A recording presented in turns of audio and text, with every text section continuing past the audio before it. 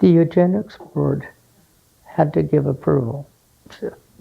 5 minutes in their office and we were out of there. It took 5 minutes for them to decide to wreck our lives. The doctor walked in and said, "We cut your tubes." And I said, "Why?" He goes, "Well, you signed for it." I said, "Me?" I go, "I don't remember nothing." And I didn't tell my family. I didn't tell anybody. She said, "We got to take your appendix out." So they took me down there and they did surgery. They put me in a room, and that's all I remember. That's all I remember. When I woke up with bandages on my stomach. I was 14 and a half when I was sterilized, but I didn't know at the time that's what was happening. They told me they were taking my appendix out. They told me to sign papers. I didn't sign no papers.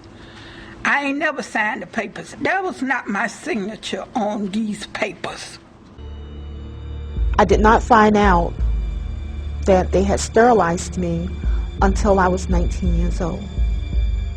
I didn't find out till I was in my 20s that I was sterilized. They done this side here. Seemed like they were pulling the whole insides out. I kept getting sick. I kept hemorrhaging. I kept falling out, passing out, and I kept going into the hospital. And anyway, the doctor told me that I had been butchered. I would love to have a baby. I look at other people.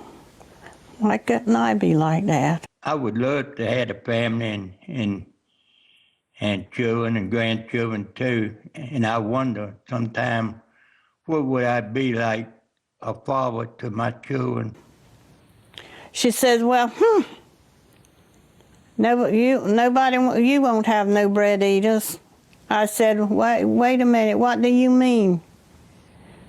She said, you won't never have no children. And that's when I found out what they had did to me. So they sterilized me so I would not produce my kind. Mind you, I am not illiterate, nor am I feeble-minded. I never went into high school, but yet I still acquired a college degree. They also justified that my child or my children would be feeble-minded. My son is the president of his own semiconductor company. He has his own construction company. And he has his own real estate company. What do you think I'm worth? It doesn't matter what you think I'm worth. It's what I think I'm worth. Priceless. Yes, ma'am. There's nothing that the state of North Carolina can do to justify what they did to me. What they did to these other victims. He teed me off with she kills my last name now.